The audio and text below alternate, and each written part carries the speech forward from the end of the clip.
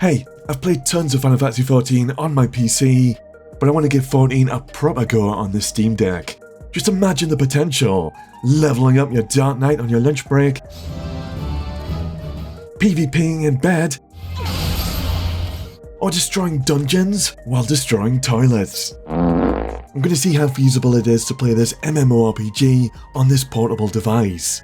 So I'm going to limit myself to just playing Final Fantasy XIV on the Steam Deck for a few weeks and trying to do all the content that I'd normally do, just in the palm of my hands. Okay, let's get started. I'm going to swap over to the Steam Deck now.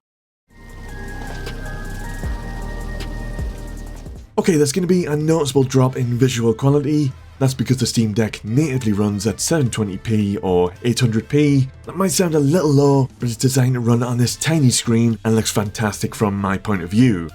We've also dropped the frame rate to 40 frames a second. I could increase the frame rate, but I like 40. It's a bit more reliable and consistent. 40 is fine. It's fine. If you own the Steam version of Final Fantasy XIV, it's really easy to just install the game and start playing. But if, like me, you've got a non-Steam version of the game, you'll need to go through a few extra steps. There's guides on how to do this in the guide section of Final Fantasy XIV on Steam. Not too difficult to set up, a little fiddly. I'm already quite impressed by how well this is running on the Steam Deck, but I'm going to push through its paces and test lots of different types of 14's content. You can easily traverse all the zones with no problems, and 14 comes with controller support from the get-go, so that's great for the Steam Deck's controls. I had a good go at using the gamepad controls, but I just missed keyboard and mouse so much, I ended up plugging in a little portable keyboard and mouse. I couldn't resist getting in at something large scale to really test the Steam Deck, so I queued for some older Alliance raids that wouldn't be too challenging to ease myself in.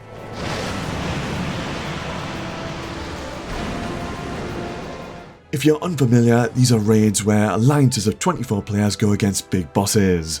They're not too hard, but I really want to see how the Steam Deck handles 24 players on screen at once. Gotta admit, I was gobsmacked that the Steam Deck was holding up and had no problems running Alliance raids. There's something special about running an MMORPG in the palm of your hands with so many players on screen at once. I had to turn down some of the spell effects of other players, not because the Steam Deck was struggling, but because I couldn't see what was going on with all the over-the-top spell effects. Dialing it up a bit, Frontlines are the next best thing to test.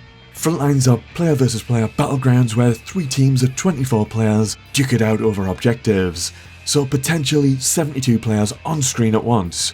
It's going to push the Steam Deck to its limits, or so I thought it would.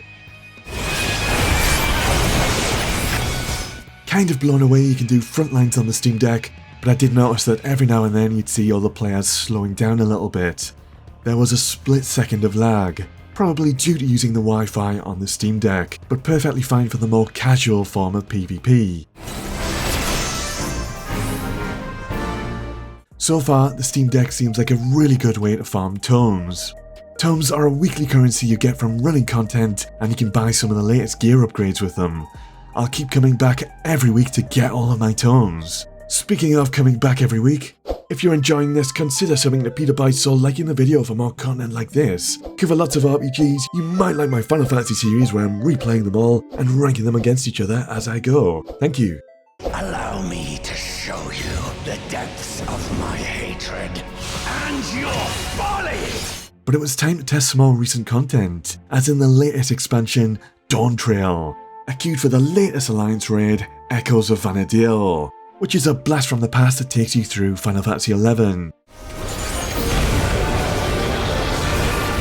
Being some of the latest content, this takes a bit more effort, it's a bit more challenging.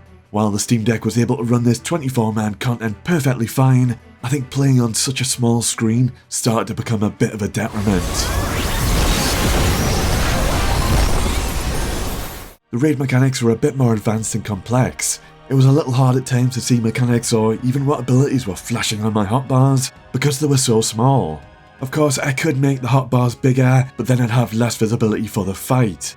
At some point I turned off the scrolling combat text for a bit more visibility as well, but it was still decent for a portable experience, and I defeated the Shadow Lord like it was 2004 again.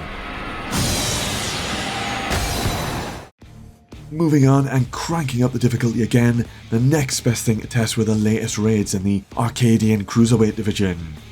These are a series of 4 boss fights you'll fight in a group of 8 players, and I think this is where the real problems start to present themselves. Because these raids were a step up in difficulty, the mechanics were a lot tighter, and that tiny split second of lag I was experiencing became my worst enemy. I was getting caught out by some of the boss attacks, and I'm pretty sure if I did exactly the same things on my PC, then I wouldn't have got caught out.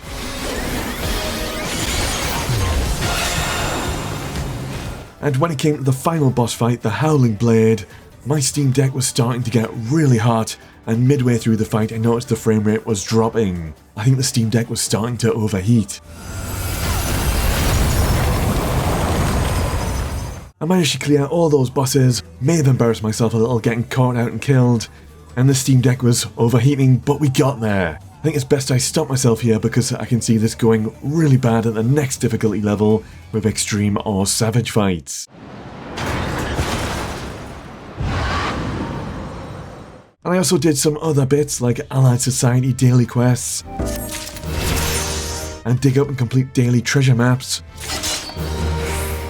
and of course played some mini-games at the Gold Saucer. I successfully farmed my weekly tomes entirely on the Steam Deck, and I got my gear upgrade.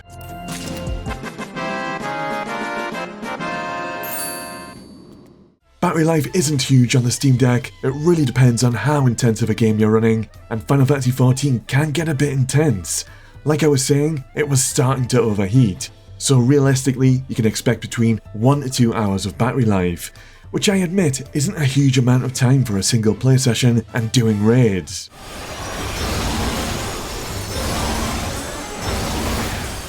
So I'm really surprised how well Final Fantasy XIV runs on the Steam Deck. Pretty impressive having so many characters on screen at once in Alliance raids and Frontlines PVP.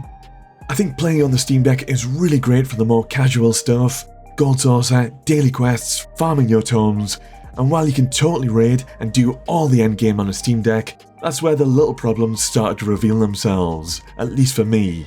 Working with a tiny screen, I had a split second of lag with playing on Wi-Fi, and my Steam Deck would eventually start to overheat and performance would dip. You could of course plug an Ethernet cable into the Steam Deck to fix that split second of lag at the cost of the Steam Deck's portability. Overall, Final Fantasy XIV on the Steam Deck gets a thumbs up from me. I think it's brilliant for the majority of the game, but personally, I much prefer the very top tier of content on my PC.